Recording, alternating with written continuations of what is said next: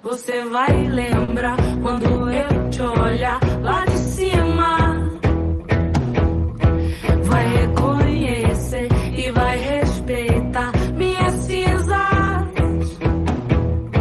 Você vai lembrar quando eu te olhar lá de cima. Vai reconhecer e vai respeitar minhas cinzas. Eu sou aquilo em que ninguém mais acredita. Eu sou a puta, sou a santa e a banida. Sou a bravura e os surtos de Anitta Garibaldi. Bandeira baixa ou bandeira que agita. Sou o rua podre da cidade. Eu sou os filhos mal paridos da nação.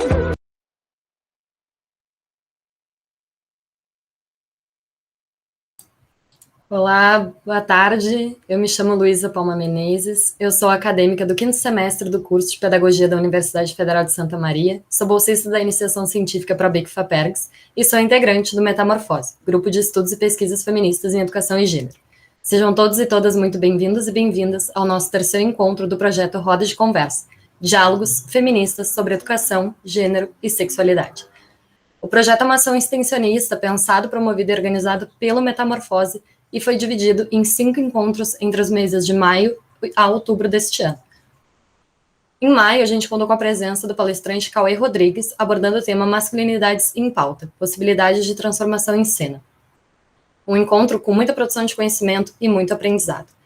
Já no mês passado, contamos com a participação de 3 palestrantes, Letícia Catu, Angelita de Freitas e Miziara Oliveira, com a roda sobre História das Mulheres e a luta feminista. Um encontro maravilhoso também, e para quem não conseguiu assistir as 2 rodas passadas, elas estão disponíveis no nosso canal do YouTube, Metamorfose UFSM. Agora, passo a palavra para a companheira que irá fazer a mediação do nosso encontro de hoje, Daniele, que é licenciada em Ciências Sociais, mestranda em Ciências Sociais pela UFSM e integrante do grupo Metamorfose. Seja bem-vinda, Dani. Oi, gente. Obrigada, Luísa. Espero que meu som esteja bom e qualquer coisa vocês me avisem. Então, boa tarde para todo mundo. Espero que todo mundo esteja bem na medida do possível, que é como a gente sempre fala nos tempos de agora. Então, como a Luísa já apresentou, eu sou a Daniele e vou fazer a mediação da nossa roda de conversa, que tem como tema Violência Obstétrica e Direitos Humanos, que conta com a presença da Bruna Fanny Duarte, que é mãe, professora e ativista pelos direitos das mulheres gestantes. A Bruna é graduada em Letras Português pela Universidade Federal de Santa Maria, é mestre em Ciências Sociais também aqui pela UFSM e atualmente é doutoranda em Antropologia Social pela Universidade Federal de Santa Catarina. Antes de passar a palavra para a Bruna, eu vou contextualizar um pouco a nossa dinâmica da roda de conversa. Então, a gente vai ter, em primeiro momento, a fala da Bruna, em seguida, abriremos para perguntas, comentários e também relatos. A gente deseja que todo mundo se sinta à vontade para se expressar conforme bem quiser.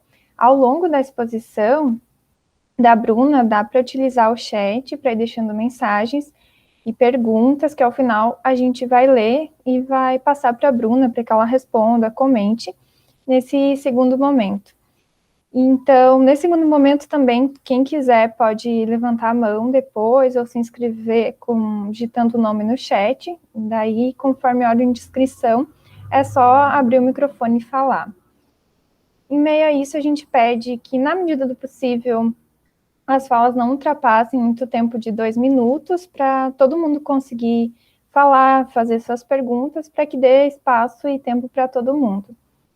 A gente também comunica que vai haver certificação para ouvinte, e ao longo do encontro, a Luísa vai colocar no chat o link do formulário de confirmação de presença, que precisa ser preenchido certinho daí, colocado o e-mail, para receber o certificado que, a princípio, em torno de uma semana, ele vai estar pronto.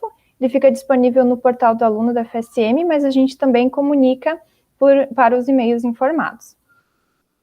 Além disso, a gente comunica que o nosso encontro está sendo gravado aqui pela plataforma do Google Meet, e a gente vai disponibilizar o vídeo depois no nosso canal do YouTube. que se chama Metamorfose UFSM. Então, quem tiver algum problema de conexão e precisar retomar o encontro depois, ele vai estar disponível em breve. A gente tem a expectativa de terminar o encontro em torno das 18h45, para que dê tempo de a gente também se dedicar a outros compromissos às 19 horas. Retomo, então, que esse é um encontro pensado para ser um espaço de aprendizado para todos, que possa também ser um espaço de acolhimento e de afeto. Eu agradeço novamente, em nome do grupo, a Bruna, por dedicar seu tempo e sua energia para estar aqui conosco, e pela oportunidade da gente ouvir sobre a sua pesquisa, sobre a sua trajetória. E agora, como abertura, então, a Luísa vai colocar na tela um pequeno vídeo artístico que foi produzido pelo grupo de mulheres Amor, Movimento e Dança de Santa Maria, que foi editado pela Ludmila Almeida. Ele tem em torno de 2 a 3 minutinhos, e após a exibição do vídeo, então, a Bruna segue com a palavra. Agradeço mais uma vez a Bruna e desejo um bom encontro para todos.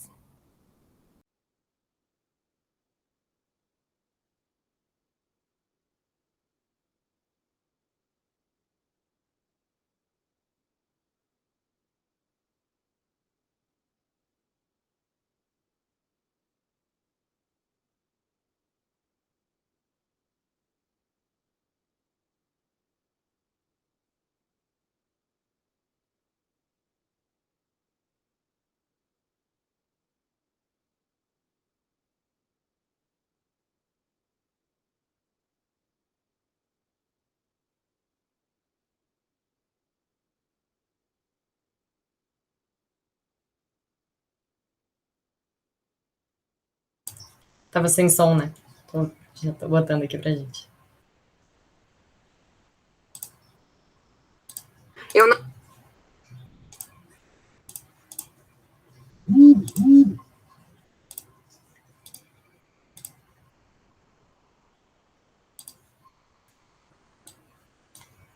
Eu não fui embora porque eu deixei de te amar. Eu fui embora porque quanto mais eu ficava, menos eu me amava. Não te ensinam nada sobre amor próprio, mas te dão uma lista de como você deve agir para que te amem. Que essas palavras atinjam tudo isso que você é e te recordem sobre os seus olhos, o nariz, a boca, o cabelo, os peitos, as marcas e as estrias, a barriga, as coxas e os pés, a cabeça e o coração.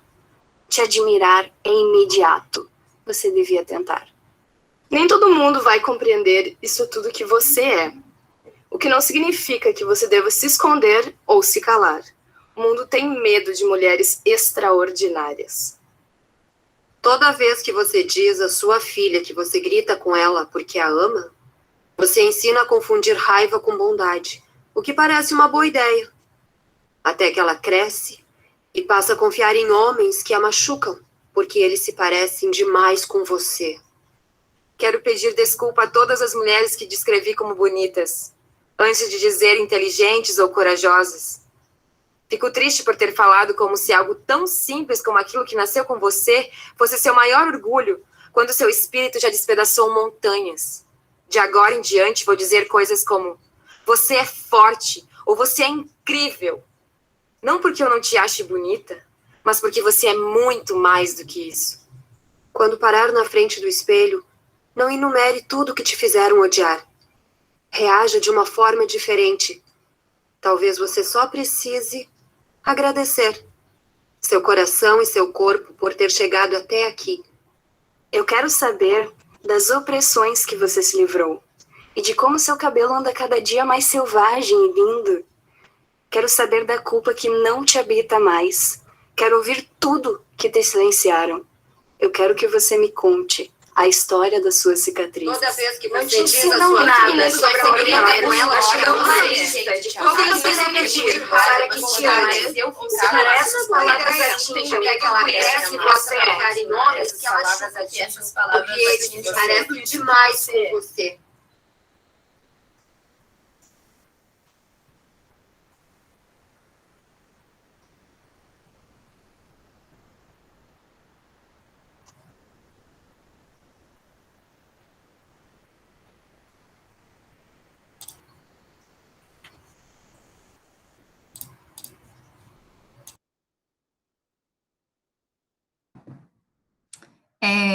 Eu costumo deixar um minutinho, né, para a gente retomar o fôlego depois desse vídeo, porque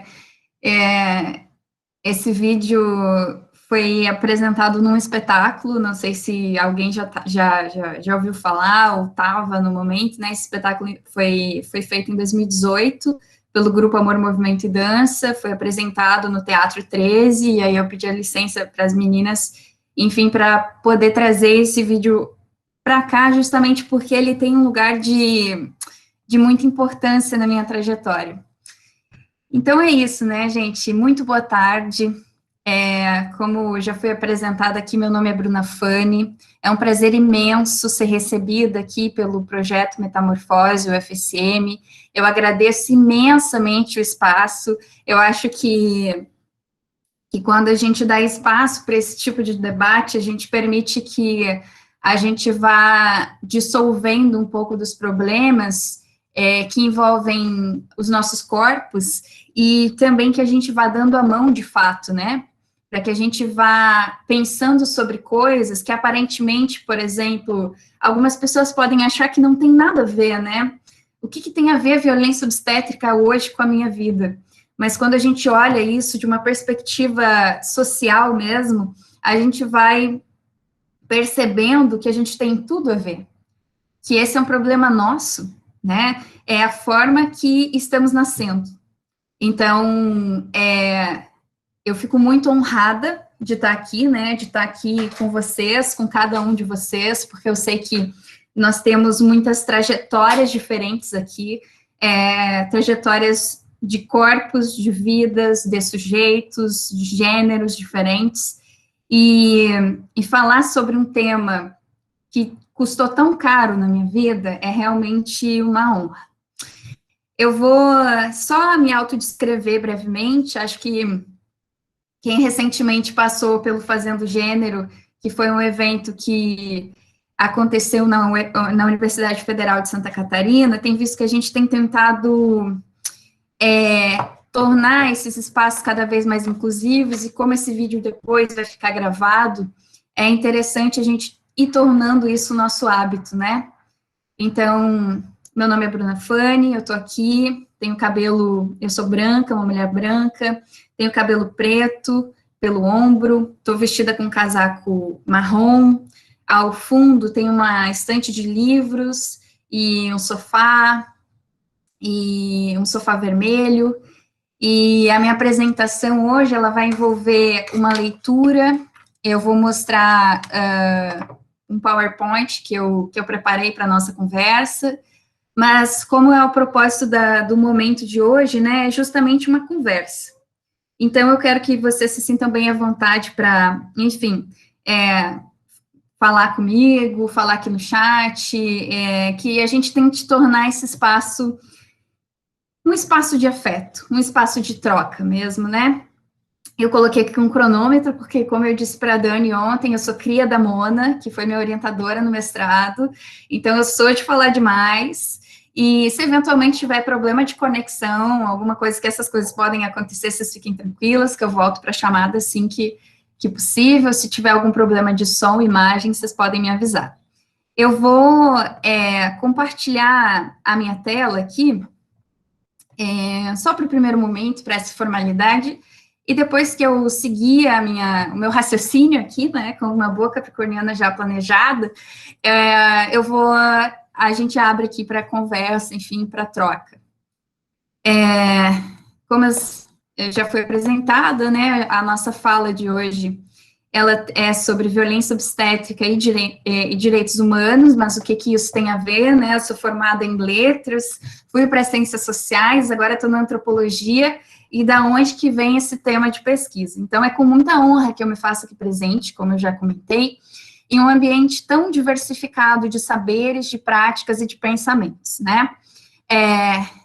Eu sou atualmente doutoranda, né, e tenho essa trajetória acadêmica, mas antes disso tudo, eu sou mãe, né? Eu sou mãe de um menino que partiu 45 dias após o nascimento devido à violência obstétrica. Uma violência que corrompeu as nossas vidas e nos separou tão precocemente. Para quem lembra, para quem é de Santa Maria e para quem já ouviu falar, né, em 2016 a minha história foi para a mídia, justamente porque a nossa história, né, começou a partir do momento em que ele nasceu, né, e eu passei por uma série de violência obstétrica, enfim, e aí aqui é o momento em que o dado biográfico o meu dado biográfico vai se encontrando com a minha pesquisa, que eu vou contextualizar mais para frente. Eu fui a um hospital público em 2016, munida de todas as informações que eu podia, né, que essa nova geração de mães detém. E durante o atendimento, né, no auge da vulnerabilidade do meu corpo, no auge da vulnerabilidade, né, da minha experiência ali enquanto mãe, mulher, diante de várias pessoas na sala de avaliação, tendo meu corpo violado e forçado a um parto que eu não tinha mais condições de exercer, um parto normal, eu me vi sendo forçada dentro de uma violência que é também sexual, uma violência que é também física, dentro de uma instituição que se dizia humanizada. E o Vicente nasceu, meu filho, sem respirar. E o primeiro contato dele com o mundo foi exatamente esse, um mundo de violência. E aí, mesmo eu tendo dito que meu corpo não aguentaria, que eu não aguentaria, eu não fui ouvida. E aí, 45 dias após o nascimento, devido a complicações da paralisia cerebral, ele faleceu. Tendo passado também por outras negligências, né? Foi então que, munida da minha indignação, da minha saudade, da minha dor também, né? Porque a gente também lida com a raiva, com a dor, a gente lida com as nossas emoções. Eu fiz um relato de parto nas redes sociais, com a minha verdade. E esse relato de parto viralizou nas redes sociais, aqui em Santa Maria. Dezenas de centenas de mulheres começaram a comentar sobre os partos, começaram a identificar suas narrativas de parto dentro da minha narrativa, começaram a se identificar dentro daquela violência. E aí, foi quando eu descobri que mais de 10 famílias, né, tinham crianças com paralisia cerebral decorrentes de uma narrativa de parto muito parecida com a minha. E naquele momento, eu era, vejam bem, unicamente uma mãe, com uma dor imensa, de um luto, de uma violência, e na elaboração desse luto, da perda, eu fui me conectando com outras mulheres, né, eu fui me conectando com essa dor. E com a minha verdade, com a verdade dessas mulheres, a gente foi tendo uma ampla divulgação na mídia. Teve matéria no Diário, no jornal A Razão, que naquela época ainda funcionava, teve matéria na RBS, e aí, a partir daí, a gente percebeu, né, com a semelhança das narrativas, a gente percebeu que aquilo era um padrão de atendimento, né, que aquilo era não era normal, né. Às vezes, quando acontece com a gente uma situação de violência, a gente tende a achar que a gente é azarada, que foi uma tragédia, que foi isso, que foi aquilo, mas quando você vai conversando com mais mulheres, isso não é só na violência obstétrica, né, relações abusivas, nessa estrutura abusiva que a gente vive dentro desse sistema, que é feita, né, para violar os nossos corpos, a gente vai percebendo que a gente não está sozinha. E aí, foi aí que eu me tornei ativista, né, não que eu já não tivesse as minhas próprias premissas, minhas próprias lutas, mas eu fui me tornando cada vez mais ativista, e ativista pelos direitos das mulheres gestantes, e aí foi, inclusive, a Márcia estava comentando antes, né, numa fala da Sedufismic para a qual eu fui convidada, que eu conheci uma professora, mulher, Anne Kellen, professora de História, e através daquela conversa, daquela troca que a gente teve, eu decidi, então, estudar violência obstétrica. Vejam bem, eu era professora de cursinho, dava aula de redação, eu não fazia ideia de como, de que eu não sabia que eu podia pesquisar a violência obstétrica, eu não era das ciências sociais, né, isso era uma coisa totalmente nova para mim. Mas falar sobre essa violência se tornou o meu legado, né, falar sobre essa violência, eu percebia que quanto mais eu falava sobre ela, mais a gente ia desvendando casos, tirando casos da obscuridade.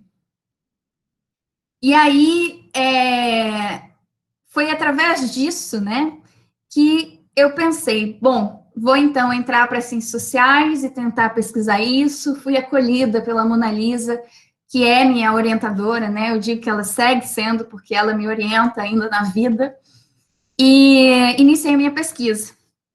E aí, a minha pesquisa, né, ela começa, por onde eu ia começar? E aí, nas primeiras leituras, eu me debrucei a entender, de fato, o nosso passado, né? Como que a gente chegou até ali? Como que a gente chegou a um parto forçado em um hospital que se diz humanizado? Como que a gente chegou a um desrespeito completo a quem somos, as nossas vidas?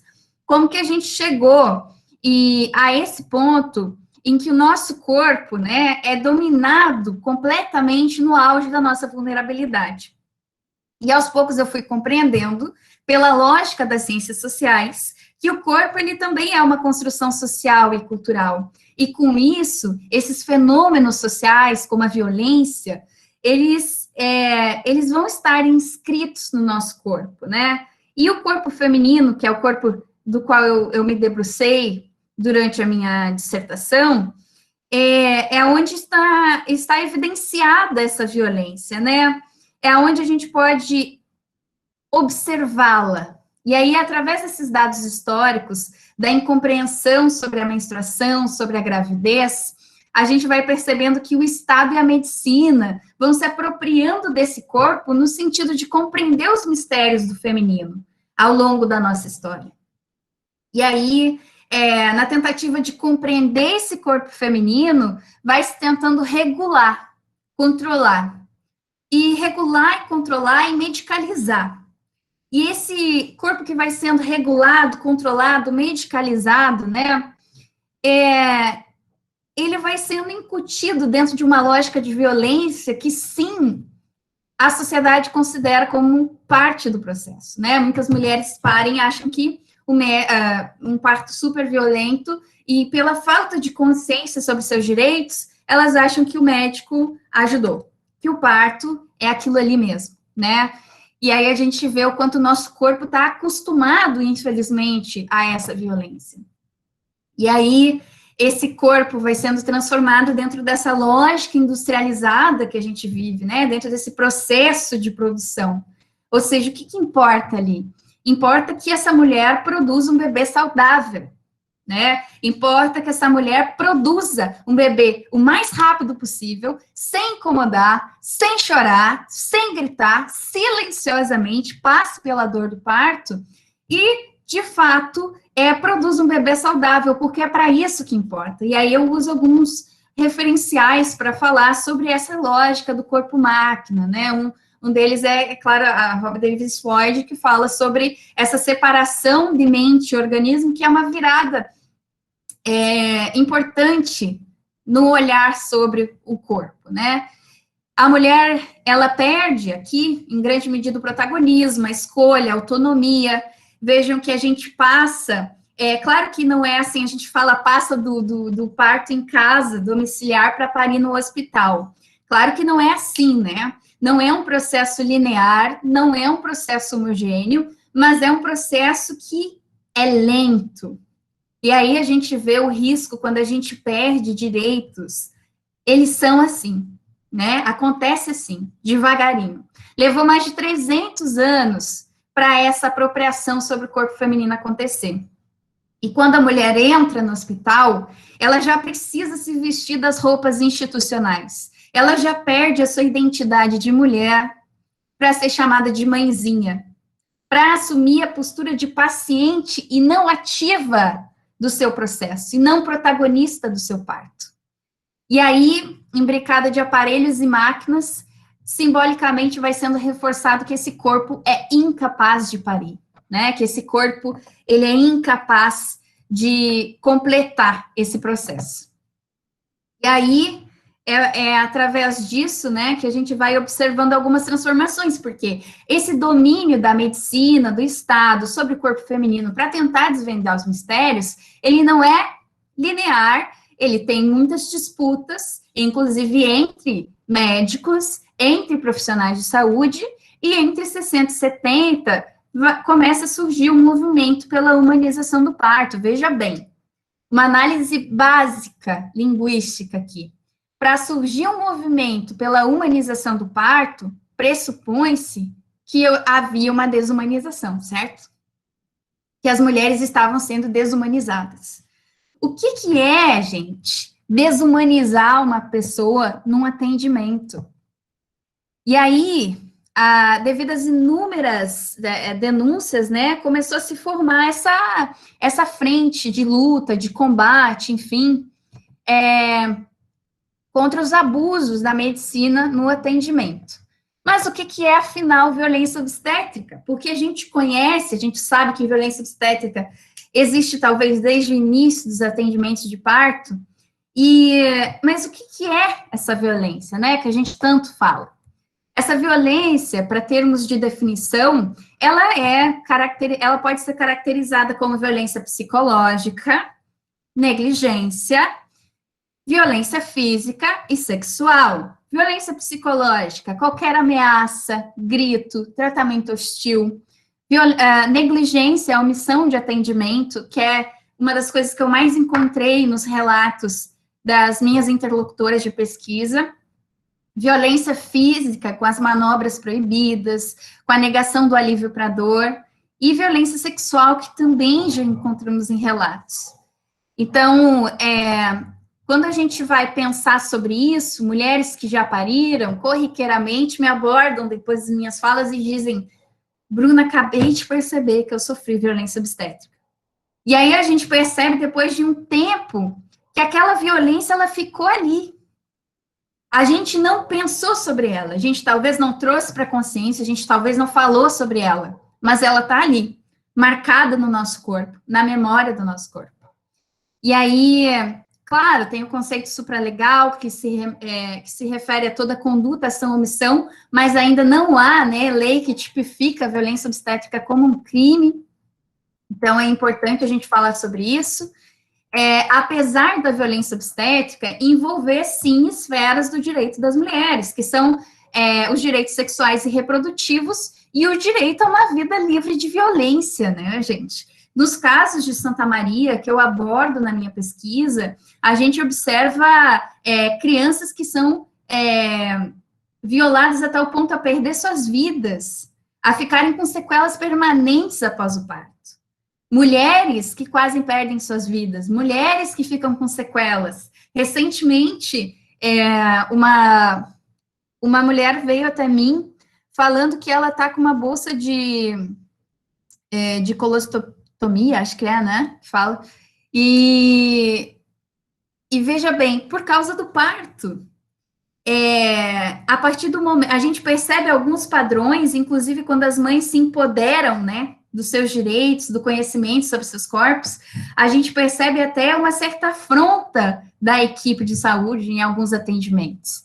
E claro que eu não preciso dizer, né, que não são todas as pessoas, não são todos os médicos, não é toda a equipe, mas a gente precisa olhar para isso, né, e é nosso dever começar de algum lugar. Então, aqui a gente está falando de uma violência que atinge os nossos direitos reprodutivos, a nossa sexualidade também, né? E aí, esses direitos, eles estão na ordem da Declaração Universal dos Direitos Humanos, né? Porque a concepção de direitos reprodutivos não se limita à proteção da reprodução, mas há também um conjunto de direitos individuais e sociais que precisam estar em constante interação. Quando a gente fala que a violência obstétrica é uma violência de gênero, a gente está falando que é uma violência institucional, né?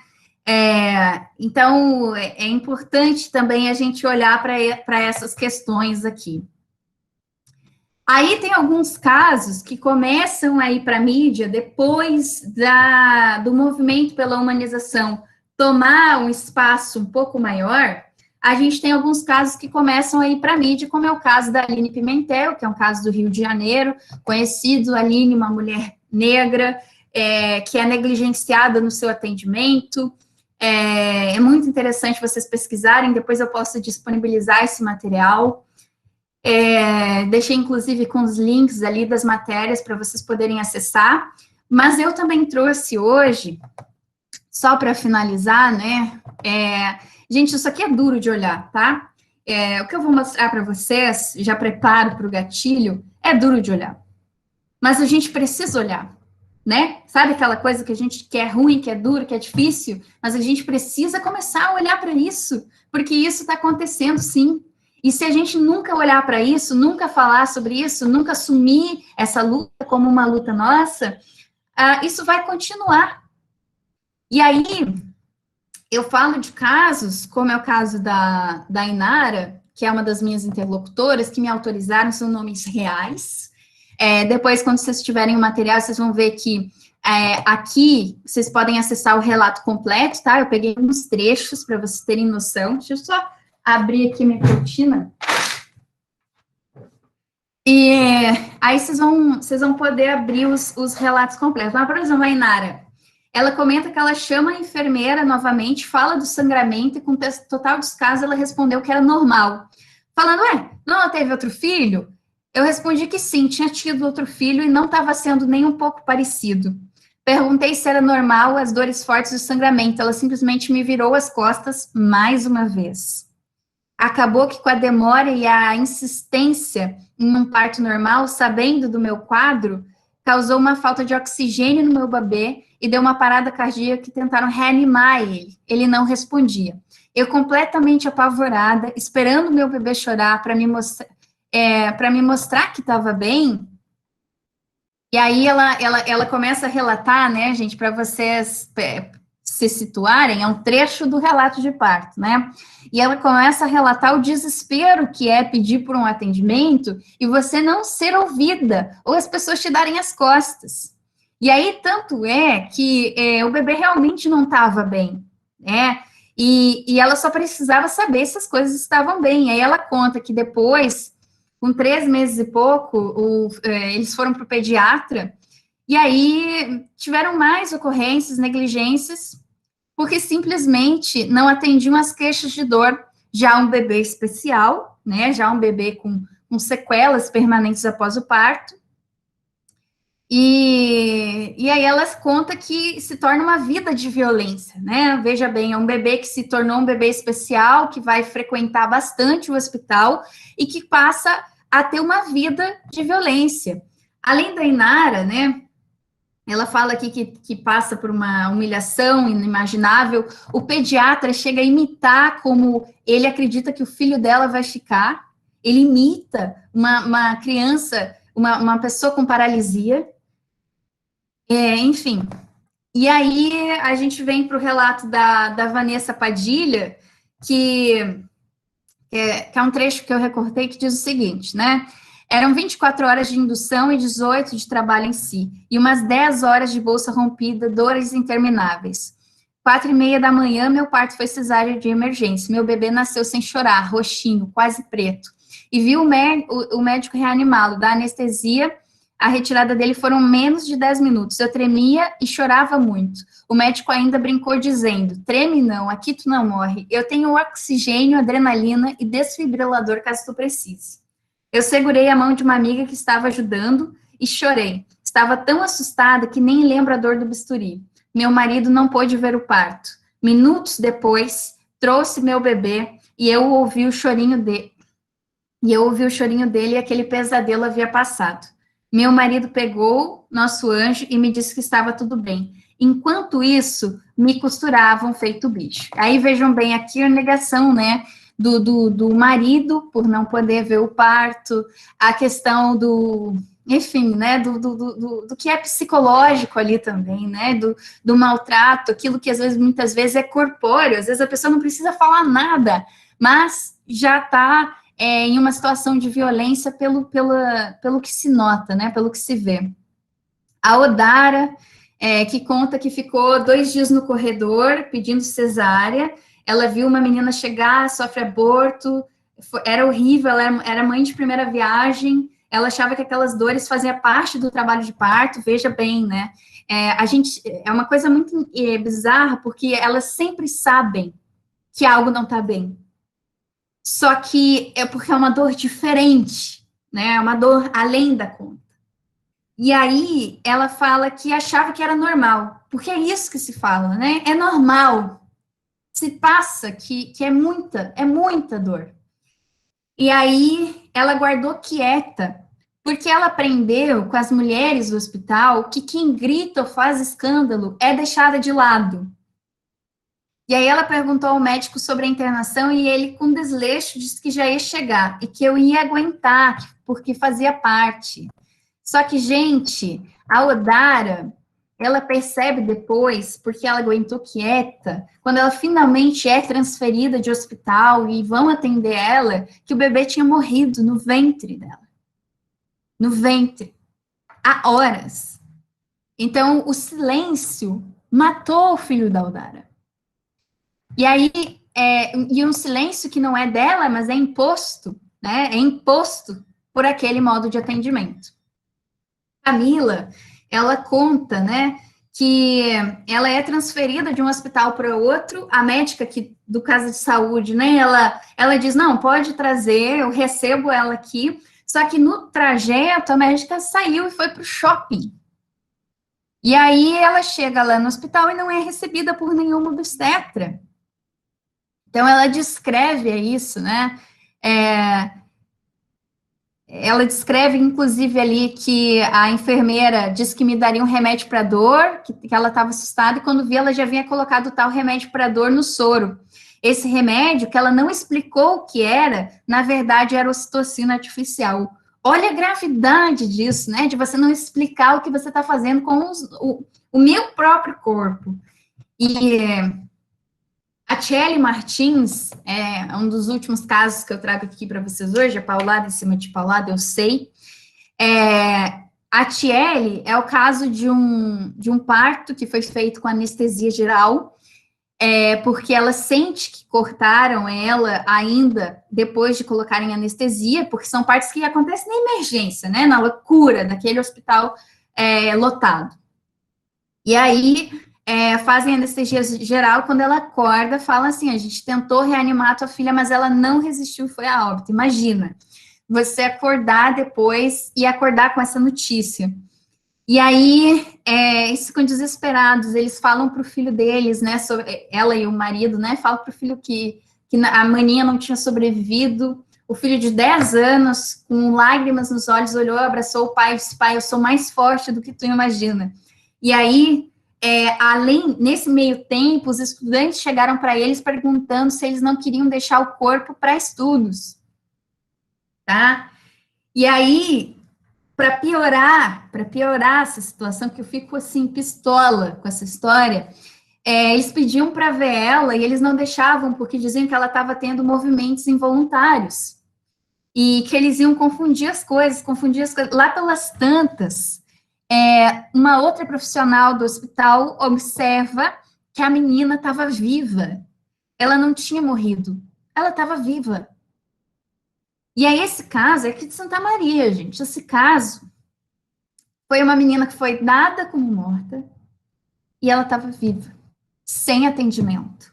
Ficou com sequelas inimagináveis após o parto. E aí, isso foi em 2018, né? Eu trago aqui uma atualização desse caso agora de 2021, porque a investigação sobre o bebê que teve morte atestada por engano é arquivada. Né? É para a gente observar, vocês têm claro que lê a matéria, né? Mas é para a gente observar o quanto é difícil também a gente provar do que a gente está falando, né? Porque a gente está falando da medicina, que é uma instituição de poder, dos hospitais, é a nossa voz contra uma voz que tem muito mais domínio político, que tem muito mais poder na sociedade. E quando a gente fala da maternidade, uma coisa ainda muito, é um assunto ainda muito negligenciado dentro, inclusive, da luta feminista, a gente está falando justamente de de uma violência que é invisibilizada em quase todos os setores, porque se trata de uma violência que fala de maternidade, né? Vou parar a apresentação aqui. Então, assim, como vocês podem ver, eu trouxe algumas das minhas interlocutoras, trouxe alguns recortes das histórias que eu conheci e que eu trabalhei ao longo de 2 anos do mestrado. Eu entrei no mestrado em 2018, né? Ou 19? 19. E aí, aqui 2020 veio, né? E a gente já não sabe mais em que ano a gente está. E aí, eu me formei esse ano, né, no mestrado, apresentando a minha dissertação sobre esse tema, abordando a violência obstétrica em Santa Maria. A gente tem muito isso, né, de observar os casos que dão em outros lugares e achar, meu Deus, que absurdo, mas a gente tem absurdos dentro da nossa cidade. A gente tem uma cidade que tem uma estrutura de violência muito grande, e que tem uma resistência, um conservadorismo muito grande dentro dessas estruturas. E, enfim, eu poderia ficar dias conversando com vocês, mas eu quero encerrar por aqui também para abrir para conversa, para intervenções. Agradeço vocês por ouvir essas histórias que são duras de ouvir, né? Eu sei que são. A gente sai pensando nelas, a gente sai querendo saber mais sobre, ou nunca mais ouvir. Eu sei. Mas é isso, gente. Muito obrigada mesmo por me ouvirem e fico aqui aberta a qualquer diálogo. Obrigada, Bruna, pela fala. Está aberto o espaço para comentários, gente. Fiquem à vontade no chat. Quem quiser pode abrir o microfone.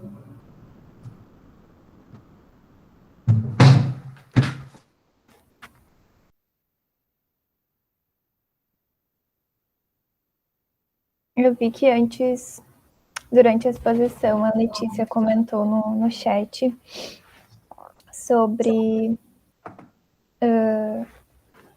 o que é a violência obstétrica e a relação com um corpo que fica mecânico nas mãos de médicos, muitas vezes, né?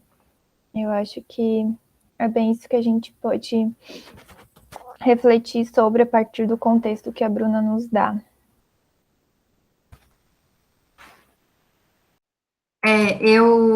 É interessante, né, Dani, quando a gente fala de... eu sei que é normal, a gente tem que dar um minuto para as pessoas digerirem o que acabaram de ouvir, enfim. Mas, assim, quando a gente fala de saber, fala de um corpo que é mecanizado, é claro que não é assim, a gente só se torna vítima desse processo e não tem agência e não tem, né, mas é que a gente está dentro de um processo em que, vejam bem, a realidade do Brasil é majoritariamente mãe solo, né? Mãe solo. Famílias desestruturadas. A verdade é essa. Ou famílias em condição de vulnerabilidade social. E aí a informação desse assunto ainda é muito, muito, muito precária. A gente não tem consciência dos nossos direitos, aí que tá. A gente não tem consciência de dizer isso aqui é abuso, eu não posso ser tratada assim, não importa. A gente está num momento ainda que médico é o cara. E eu inclusive, eu faço essa escolha de falar médico no masculino por causa da história da medicina, né? Deixa eu ler aqui o que comentaram. Gostaria muito de saber e se isso é discutido algo assim. Pois é, Letícia, é muito importante essa tua pergunta, essa tua colocação de saber o lado da medicina e se isso é discutido algo assim, porque a medicina assume uma postura bem agressiva, eu vou dizer assim, bem agressiva em relação ao movimento, né? Em 2018, o Conselho Federal de Medicina fez um documento de 13 páginas falando sobre por que violência obstétrica não deve ser usada, né? O termo violência obstétrica. E aí, a partir das eleições da ascensão desse conservadorismo no Brasil, a gente vê que vai se fechando essa discussão. Por quê? Justamente porque depois do despacho, né, que a medicina fez, rechaçando o uso do termo violência obstétrica, muitos outros órgãos começaram a se unir, ou seja, começaram a abrir uma frente de combate ao movimento social. E aí, o que aconteceu? Qual foi o impacto disso, né? Em 2019, o Ministério da Saúde, por pressão dos órgãos representativos da medicina, emitiu uma nota dizendo que proibia, nem é função do Ministério da Saúde fazer isso, mas ele fez um documento falando que proibia o uso do termo violência obstétrica. Ou seja, e no documento mesmo, né, o Conselho Federal de Medicina vê o termo violência obstétrica como um termo que vem de movimentos feministas radicais. A leitura deles é essa, né, que vem de movimentos feministas radicais, que são movimentos sociais, e aí a gente vê, inclusive, uma coisa que a gente tem que ficar atento, né, porque a gente fez projeto de lei, a gente tem uma lei municipal aqui em Santa Maria que estabelece a 3ª semana de novembro como uma semana de consciência à violência obstétrica. A gente estava tomando força. Só que aí no Rio Grande do Sul, na Assembleia Legislativa, tem um médico que representa, né, a classe médica lá, e aí já estava tentando o quê? Instituir um projeto de lei falando sobre os direitos das gestantes, e aí mascarado dentro desse projeto de lei tinha ali proibir o uso do termo violência obstétrica em todos os órgãos oficiais do Rio Grande do Sul. Então, o cenário é esse, né? A medicina tem uma postura muito difícil de diálogo, por mais que a gente já tenha tentado, né? Eu vi aqui, deixa eu só acompanhar. É muito triste saber que no momento que deveria ser mais bonito para mulheres, passam por isso tudo, Eduarda, realmente. É triste porque é um momento íntimo, né? É um momento íntimo, ele faz parte da nossa sexualidade. É sexualidade. E aí, quando minha cabeça explodia, né? Quando eu via que a gente,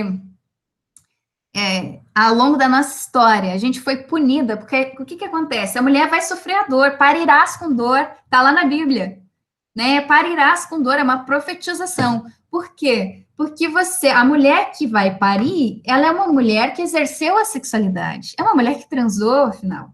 É uma mulher que teve relações sexuais, ou seja, ela precisa ser purificada disso. Então, isso tem uma relação com uma série de tabus que ainda são presentes na nossa sociedade. A Letícia comentou que é um tema novo e está sendo extremamente importante saber mais sobre isso. É importante, eu acho, Letícia, muito, muito legal isso que você colocou, porque nos afeta, né? Eu posso decidir hoje nunca mais ser mãe, né? Não ter mais filhos. Mas ele vai seguir me afetando, a partir do momento que a gente tem aí uma série de mulheres que estão parindo em situação de violência e crianças que estão nascendo em situação de violência. A Soraya comentou que violência é realmente calada, é muito triste ainda com tantas ocorrências desse tipo acontecerem diariamente na medicina. O que me indigna é a união da medicina ser tão forte e calar as mulheres, me indigna também. Me indigna muito, porque, de fato, é uma disputa de poder, né? O Thiago comentou que ainda tem, na sociedade, as pessoas que falam que não pode fazer xisme ou o médico te deixa esperando. Triste realidade. Exatamente, exatamente. Acho que vou passar a fala para a Miriam, que levantou a mãozinha, e aí depois a gente segue papeando aqui. Boa tarde, Fanny, boa tarde a todos, todas. Primeiro eu quero agradecer, eu acho que assim, é de muito aprendizado, a tua fala nos traz, assim, não tem como a gente não de certa forma, não vir uma novela na cabeça da gente, principalmente quem passou por alguma situação, né, e eu quero trazer minha fala até, assim, uma parte é um depoimento, mas de forma breve, assim, ó, mas na minha primeira gestação, eu ganhei antes do tempo, a termo que a gente chama, 36 semanas, e tu até trouxe isso na tua fala. É difícil a gente saber identificar as dores, né? Quando a gente vai, por exemplo, relatar, como tu disse, é uma dor diferente. Eu sabia que era uma dor diferente, que tinha alguma coisa de errado. Agora, quando perguntavam isso, mas que tipo de dor tu tá sentindo? É uma fincadinha? É difícil tu conseguir explicar. E para trazer um pouquinho assim, ser um pouco mais direta, o bebê entrou em parada cardíaca intrauterina. E só a partir disso, e isso já fazia 3 dias que eu estava, né, em observação no CO, que a gente chama, né, ali do USM, Centro Obstétrico. E só a partir daí eles correram para fazer a cesárea. E pode parecer até um pouco fútil, mas uma das memórias que eu tenho é de passar pelo corredor nua, para ir correndo para o bloco cirúrgico fazer a cesárea. E aquilo para mim, assim, foi algo assim que eu tenho até hoje na memória, sabe? Eu não sabia nem por que estavam correndo tanto. Eu fiquei sabendo depois que ele tinha entrado em parada cardíaca intrauterina e por isso estavam correndo tanto. Enfim, ele nasceu com problemas, depois foi diagnosticado com uma síndrome. Só que ficam muitas interrogações até que ponto isso foi parte do parto, até onde foi o sofrimento dessa parada cardíaca intrauterina, por que ele entrou em parada cardíaca intrauterina, sabe? Todo pré-natal, nada tinha apresentado complicações, nenhum exame, enfim, ficam muitas interrogações. E é claro que nunca para por aí. Vem sempre tudo posterior, assim, como tu acaba tendo, de fato, uma gestação que foi atípica, vamos dizer assim, e um parto também, quando tu tem toda a questão do puerpério depois, tu acaba sendo novamente uma cobaia, né? Nossa, eu lembro de ter, assim, 30 residentes vendo a questão da costura da cesárea, perguntando várias coisas sobre a família, sobre o meu processo de gestação, como estava sendo. Tu é praticamente, assim, investigada de todas as formas, psicológicas, físicas, e aquilo para mim foi muito marcante. E hoje, até depois de muito tempo, eu relato para os médicos, assim, como faz falta ter um acompanhamento psicológico, assim, para mim, a primeira coisa que deveria ter é um suporte psicológico para as mães que estão em trabalho de parto, de todas as formas, mãe de primeira vez, enfim, todas as mulheres deveriam ter. E porque médico, eu acho, na maioria das vezes, as minhas experiências não foram boas, assim, de como eles chegaram para me abordar e de como falaram comigo. E quando chegaram para falar a respeito, e tem essa questão do choro que tu falou, eu também não ouvi ele chorar, e aí, aquilo ali, para uma mãe, não ouvir o bebê chorar, é algo assim, olha, que eu vou dizer para vocês, que não tem como descrever. Acaba o mundo. Tu se sente a pior mulher do mundo, a pior mãe do mundo, que algo deu errado e o que tu fez, enfim, todas as coisas possíveis negativas passam pela tua cabeça. E o médico chegou para relatar, assim, para mim, descrever fisicamente como era o bebê, e na minha cabeça eu comecei a fazer, assim, colocar montagens, assim, que parecia um monstrinho, sabe? Nossa, foi uma experiência muito ruim, de todas as formas. Então, eu acho que tudo isso que tu relata, não tem como a gente não trazer algumas coisas na memória, assim, da nossa vida, sabe? E como é importante a gente discutir isso, porque eu acho que várias mulheres precisam desse espaço, muitas vezes, para ouvir que elas não são as únicas e que a gente precisa fazer alguma coisa realmente para mudar, né? Obrigada. Nossa, Miriam, estava aqui anotando que algumas coisas das que tu falou, primeiro eu sinto muito, né? Acho que a gente tem que sentir muito, né?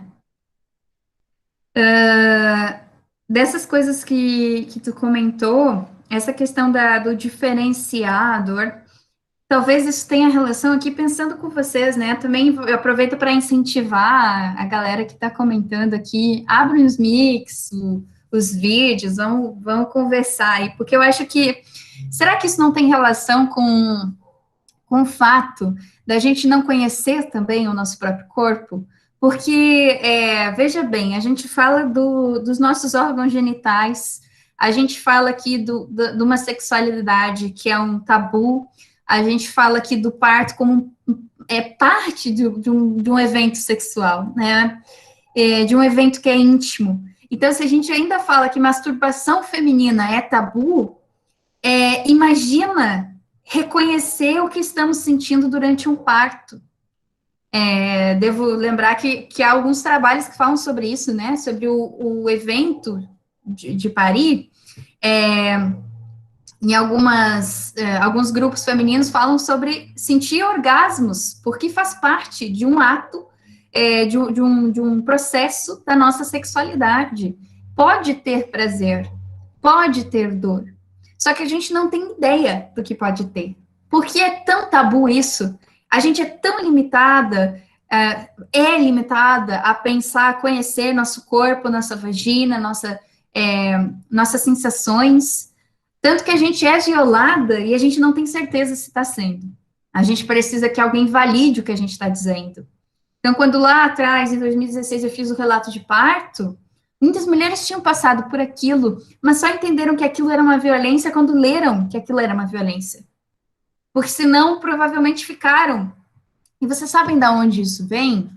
Entre os lugares, né, que eu acredito que isso vem da questão de sermos taxadas como loucas. As histéricas, as loucas, da nossa palavra ser constantemente descredibilizada. E aí que tá. Vocês entendem a gravidade? Isso tem muita relação com tudo que a gente vive.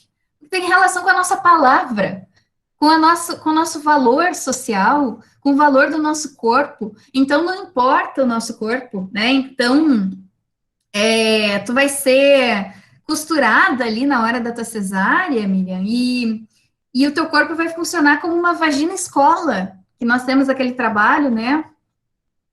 O teu corpo vai funcionar como um objeto de estudos, dane-se o sujeito que está ali, a mulher que está ali, o que ela está sentindo, né? E a sensação de ser pior mulher do mundo, compactuo completamente, né? Tive essa sensação também, porque eu acredito que isso nos atravessa, porque atravessa o gênero, né? São questões que atravessam o gênero. E aí, qual é a nossa função, né? A função social da mulher corriqueira, né? Do senso comum. Ser mãe. Então, se a gente não é capaz de ser mãe e de proteger a nossa cria, a gente falhou como mulher. E aí a gente fala, claro, de um lugar, de uma sociedade que é heteronormativa e que é, de fato, masculinizada, né? A gente vê isso acontecer através do nosso corpo. Eu vi aqui, deixa eu só ler que o Thiago comentou que a dor é muito subjetiva, depende muito da paciente. Eu concordo plenamente com a Miriam. Tem que ter uma psicóloga, tem que ter um apoio, né? A gente precisa de apoio. A Soraya comentou que há muita exposição de todas as formas. Não sei se vocês querem abrir os mix, o Thiago, a Soraya, para comentar. Incentivo vocês a participarem também. Porque, enfim, vem daí, né? Se a gente parar para pensar, isso tem relação com tem relação com com a nossa vagina, com o nosso corpo, com conhecer as nossas dores, nossas sensações, nossos prazeres. Tem relação com a nossa voz não ser ouvida, com a gente ser taxada de louca, de doida, com a nossa voz ser diminuída, silenciada. Tem relação. Tem relação com o fato, se vocês pararem para pensar, as mulheres se preparam para o parto e muitas vezes os companheiros não fazem ideia do que estão fazendo ali. Se há companheiro, né? Pensando em relações heteronormativas. E se há companheiro e o companheiro está ali na massiva maioria das vezes, eles não sabem o que fazer. Porque é papel da mulher estudar para aquilo, não do homem, né? Que a gente tem que mudar, porque, né, a gente precisa de todos nesse debate, que todos saibam o que está acontecendo e que a gente fale sobre isso coletivamente, como a gente está fazendo aqui agora.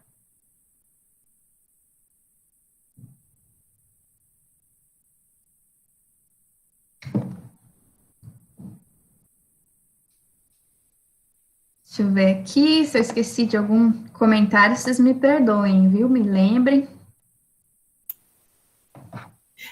Bruna, eu posso fazer um comentário? Sempre, mas fiquem à vontade, é uma conversa. Nossa, gente, é impactante, né? Esse é um tema, assim, muito, muito duro, as práticas muito perversas, né? Assim, fiquei muito impactada com o relato das pessoas, das mulheres que tu entrevistaste, e que, na verdade, muitas mulheres já passaram por isso, né? Tu vem pesquisando isso e tu vem mostrando o quanto essas práticas, elas vêm se... Essa palavra normalidade, tudo é normal, a dor é normal, ficar quieta é normal, não dizer a palavra da gente é normal, né? Então, são questões para a gente pensar, interseccionando várias coisas, né? Gênero, classe, raça, nessas questões vinculadas ao aspecto específico, né, de uma mulher que está parindo, né, e do quanto os poderes dominantes, eles dominam o corpo, dominam a voz, dominam essa mulher que está ali, e que, como tu bem disse, né, está num momento de tamanha vulnerabilidade, né, e que ela acaba ficando sozinha, né? Então, assim, muitas coisas para a gente seguir pensando, né? O poder institucional que diz não usa esse conceito de violência obstétrica. Então, a mulher que sofreu, a mulher que teve a dor, a mulher que talvez tenha perdido uma criança, ou a criança tenha ficado com algumas sequelas, ela não pode dizer que isso é violência obstétrica. Vejam, gente, o poder dominante que está aí, incidindo sobre as mulheres. Então, questões, é um pano para muita manga isso que tu está trazendo aqui, né? Então, só um comentário. Ai, Márcia, é um poder dominante mesmo, e quando você estava falando ali, eu lembrei de comentar, né, é importante comentar para quem, principalmente para quem está chegando nesse debate agora, que é uma violência, claro, eu trouxe os casos ali, são casos absurdos que a gente tem, são bem emblemáticos, mas não é só isso que é violência obstétrica, né? Não é só o que é absurdo e emblemático. A violência, às vezes, também está nos detalhes. A violência, às vezes, também está em pequenas ações. E é a partir daí que também a gente tem que construir um diálogo, um debate para falar sobre isso. Porque a partir do momento que a gente está vendo e observando pequenas situações de violência, isso vale para tudo, gente, porque a gente fala de uma violência de gênero aqui, uma violência que nos atinge e que atinge um corpo que como tu comentou, ele colocado dentro dessa normalidade da violência, da dor e da negligência. E aí que tá, né? A gente tem que romper com isso. Não é normal. Eu posso falar sobre mim, por mim, questionar essas esferas de poder, né? Questionar esse poder dominante, pegar o lugar que é nosso, pegar o nosso lugar de fala. E eu vejo que a gente, às vezes, não se autoriza também a falar, né? Eu não me autorizo, porque eu não percebo que aquilo também me pertence. E aí, esse debate, gente, ele abre margem para tantas coisas, desde aqui, como eu vi que a Jéssica comentou aqui, não há uma base para a mulher e para a família, né? Seria necessário pensar em um plano de parto que defenda as nossas necessidades. A maternidade em si é um renascimento. Não é só um bebê que nasce, é uma mãe, uma família, e reaprendendo tudo do zero sem nenhum apoio. Traz ansiedade, medo, muito importante essa conversa, realmente para se refletir. Agradeço a oportunidade de estar aqui com todos. Eu acho que de fato a gente precisa pensar num plano familiar, a gente precisa pensar as nuances desse atendimento, só que a gente está batendo com esferas de poder, e a gente está batendo com algo que está ali, determinando a lei, determinando o protocolo de atendimento, determinando... E aí a gente vai ter que fazer o quê? A gente vai ter que achar formas de resistência, né, de trabalhar sobre isso. A gente vai ter que proliferar, a gente vai ter que espalhar o nosso debate, né? A gente vai ter que falar, olha, se vocês conhecem, ou se tem alguém aqui que está gestante, se vocês conhecem alguma gestante, oriente a procurar os seus direitos, a saber sobre o parto, sobre um plano de parto, a saber sobre o seu corpo, não só ela, mas toda a família, né? Quem vai acompanhar. Porque, vejam bem, a mulher, naquele momento ali, que a gente viu em inúmeros relatos, ela não tá apta a reivindicar direito. Imagina só como é que, né, com o bebê ali nascendo, gente, vai reivindicar direito, bater boca com um profissional. É difícil. Então, quem tem que estar empoderado é quem está ali, ao redor também, sabendo dos direitos, sabendo do que se pode e não pode, e claro que não deveria ser assim, não deveria ser um clima hostil, a gente não deveria ir para um hospital com medo, a gente não deveria, isso não está certo, e está na hora da gente falar sobre isso, né, não está certo. A Letícia comentou, o que acontece com os médicos quando cometem violência obstétrica? A punição, demissão, e se o bebê morre, é caso de assassinato? Muito importante essa pergunta. Enfim, atualizando sobre o meu caso, né? Meu bebê morreu. E aí eu entrei com processo, tá? Com esse processo na justiça. Mas a medicina é uma instituição de poder. Há um corporativismo, né? Para ser atestada a morte por causa de alguma coisa, de algum atendimento ali durante o parto, é preciso que outro médico diga, ó, houve irregularidade, porque para entender o parto, só outro conhecimento técnico. E vejam bem, aqui entra a nossa história em relação aos nossos direitos, né? Porque ao longo dos anos, é o conhecimento técnico que foi tomando conta do nosso corpo. E somente o conhecimento técnico pode determinar se de fato houve violência. Veja bem. Não basta nós identificarmos, não basta nós sentirmos, sermos mutilados, perdemos nossos filhos, né? Ou aconteceu o que acontece. É preciso que um técnico diga que há. E aí, um juiz entenda que há. E aí, vocês sabem, a gente está numa situação muito difícil aqui para esse tipo de debate. E aí, não há lei que tipifica a violência obstétrica ainda. Há um projeto de lei federal, que até foi o Jean Willis que propôs, só que ele está engavetado, não anda. Aí há algumas leis, por exemplo, no estado de Santa Catarina, mas elas não têm o caráter de punir, é um caráter educativo. Então, o que se tem feito, né, quem sofre violência obstétrica tem ido por outros direitos, como inclusive, para vocês verem como a gente é vista como mercadoria, o direito do consumidor, né, a mulher enquanto cliente, e um atendimento enquanto um atendimento comercial. Então, tem se tentado encontrar subterfúgios no direito para poder reivindicar essas questões. E aí vem questões como danos morais, danos materiais, e aí se provar também, né, que até aquele momento do parto, a mulher estava saudável, o bebê estava saudável, por isso é muito importante ter sempre todos os documentos em dia, a papelada em dia, porque é isso que vai valer no fim das contas, né? Então, respondendo a tua pergunta, a gente ainda está lutando para que aconteça alguma coisa, para que haja essa responsabilização. Já teve casos de médicos e instituições que foram responsabilizadas, já teve. É difícil, muito difícil, mas a gente tem tentado. Torçam por mim, para que a gente consiga.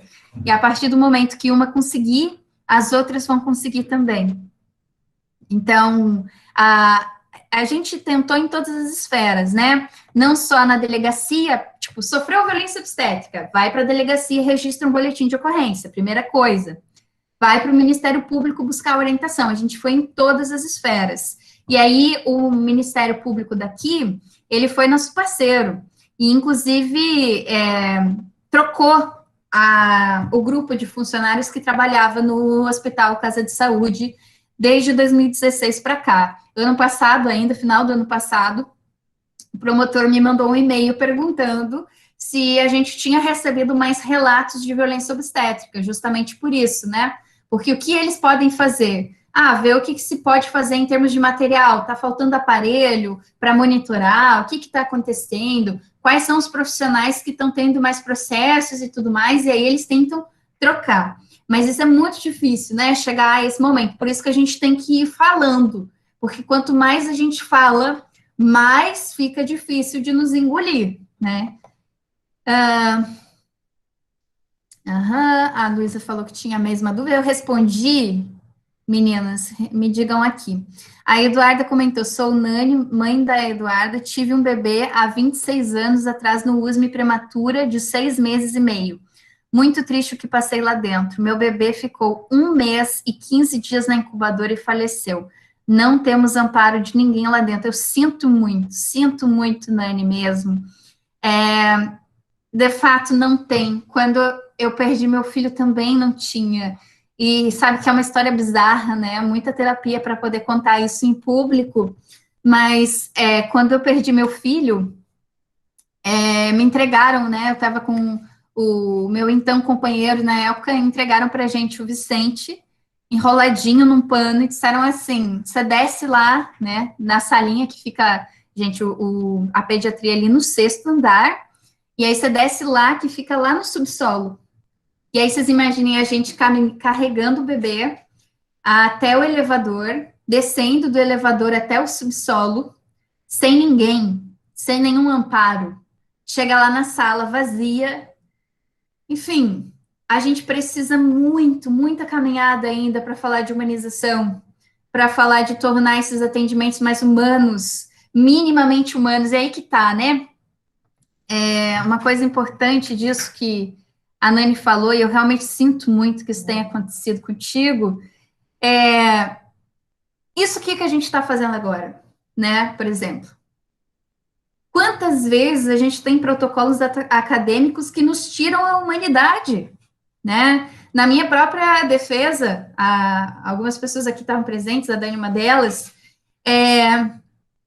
na minha própria defesa, vamos chorar.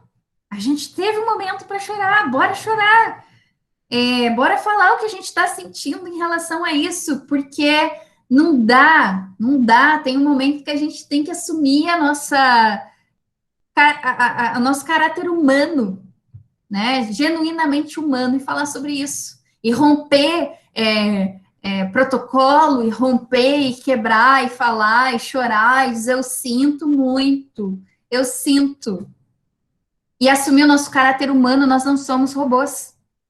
A nossa vida, de fato, não cabe no Lattes. Isso se haver Lattes, né? Ainda. Então, é isso que a gente está fazendo, sabe? Conversar. É isso.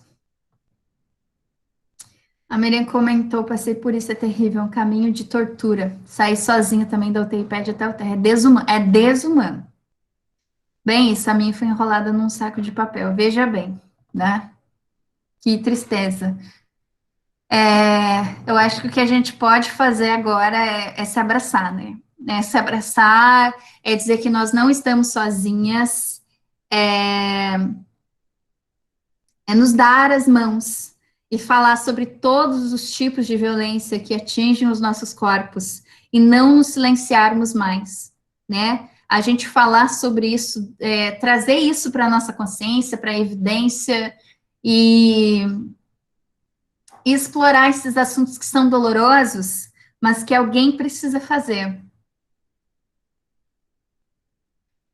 Não sei se alguém tem mais comentários, querem comentar mais alguma coisa. A gente foi muito bom, né? Está sendo muito bom a participação de vocês, os comentários. É muita informação, eu sempre que vou falar eu fico nervosa, porque eu não sei se eu falei tudo que eu devia ter falado, e a gente fica assim, né, com essa sensação, com dificuldade de resumir, quem tem dificuldade de resumir aí, mas eu acho que é isso, né? Pode falar, Pode Lu. falar, Luísa. Fanny, primeiro eu quero dizer que eu sinto muito, né? Sinto muito pela tua história e parabéns por tu ter transformado a tua história numa história de superação, né? Tu transformou, tu superou ela e tu aborda ela de uma forma na qual tu produz conhecimento e hoje tu fez isso aqui com a gente de forma muito, muito linda. E eu quero te fazer uma pergunta.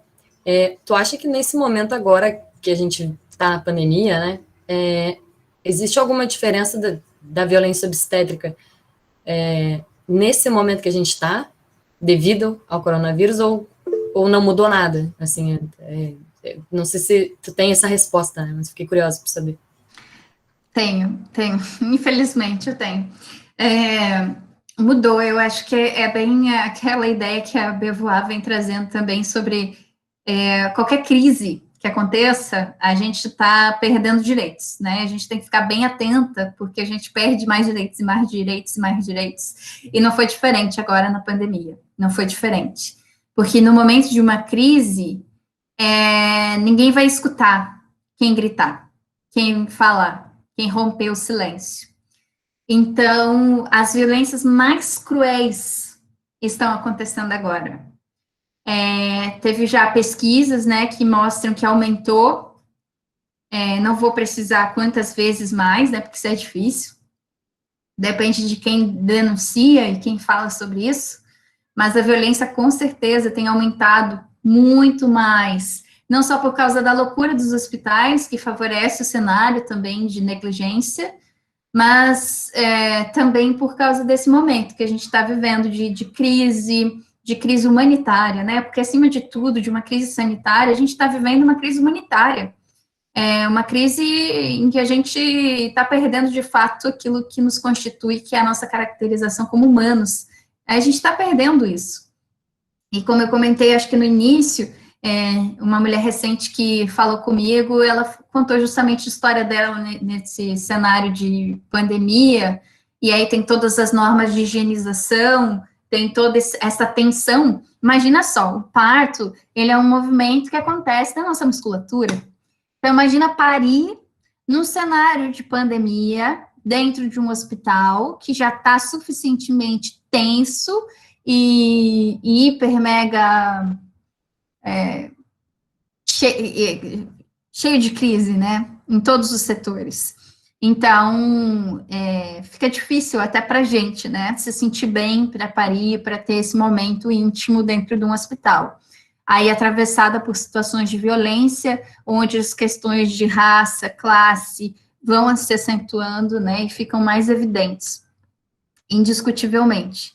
E aí, essa mulher que recentemente entrou em contato comigo, ela contou justamente isso, que ela foi parir, e ela sabia dos direitos dela, e aí ela disse que preferia não receber episiotomia, que é o corte, né, que fazem quando é necessário. Só que a médica, no atendimento dela, não explicou que ela precisava, se ela não fizesse o corte, ela ia ser lacerada. E aí, não quer, beleza. Aí pediu para ela fazer força, colocou ocitocina, acelerou as contrações, e aí quando ela fez força, rasgou. Ela se rasgou inteira, né? E tá aí, com milhares de cirurgias por fazer, a vida dela, ela, né, tá bem complicada, e enfim. Então, acho que eu respondo a tua pergunta, né? A gente está num momento muito caótico, mas a gente tem chances, tem saídas, tem como a gente ir tentando se proteger em alguma medida, né? Há uma falta de diálogo, claro, eu também percebo isso, Letícia, uma falta de compreensão, né? A gente fala e não é ouvida, e como isso, né? tantas questões que a gente acaba por romantizar ou naturalizar. Já basta. Muito obrigada pela tua fala, Fanny. Reflexão essencial. Muito obrigada, gente. Muito obrigada mesmo. Ó, peguem o link do formulário de presença que está ali no chat, tá? Para quem participou. Não sei se vocês têm mais alguma coisa para comentar. Acho que eu estourei o nosso horário, né? Capaz, tá tranquilo. Acho que a gente pode se encaminhar, então, para encerrar. Mas o comentário do Guilherme, que ele fala sobre essa questão da falta de tato, né? Além de toda esses problemas mais técnicos, digamos assim. Acho que, para encerrar, eu agradeço imensamente, em nome do grupo, pelo tempo, pela disponibilidade da Bruna, para vir falar da sua trajetória, da sua pesquisa. Eu já conhecia a pesquisa por ser orientada pela mesma prof nas ciências sociais, então eu já conhecia a Bruna, e aprendi muito hoje também. A nossa gravação vai ficar disponível no YouTube, então quem for assistir pelo YouTube também, a gente fica muito feliz, porque acho que o propósito desse encontro se cumpre com o nosso aprendizado, nossa formação nesse espaço a partir da pesquisa da Bruna, mas também com o objetivo de divulgar mesmo e de falar sobre violência obstétrica, e quanto mais vozes, melhor. E eu acho que é muito simbólico todas as vezes que eu vejo a Bruna falar, porque tem uma coisa que eu sempre lembro, que é quando eu ouvi sobre um debate em relação ao feminicídio, que era a importância da gente usar o termo específico. Eu penso o termo feminicídio, por exemplo, não simplesmente assassinato de mulheres, ou o termo violência obstétrica, porque o uso da palavra vai dar existência, no sentido de que não tem nome não existe, e eu acho que então a gente falar sobre isso, a gente divulgar esse debate e a gente dar espaço para as pessoas falarem é muito importante, e a gente consegue alcançar uma materialidade desse modo, né? Constituições de leis e mudanças em níveis institucionais também. Acho que era isso, gente. Bruna, se quiser falar mais uma coisa, fica à vontade. E é isso, a gente agradece todo mundo. E mês que vem a gente vai ter mais uma roda no grupo que vai falar sobre gênero e meio rural. E vai ser divulgado no nosso Instagram.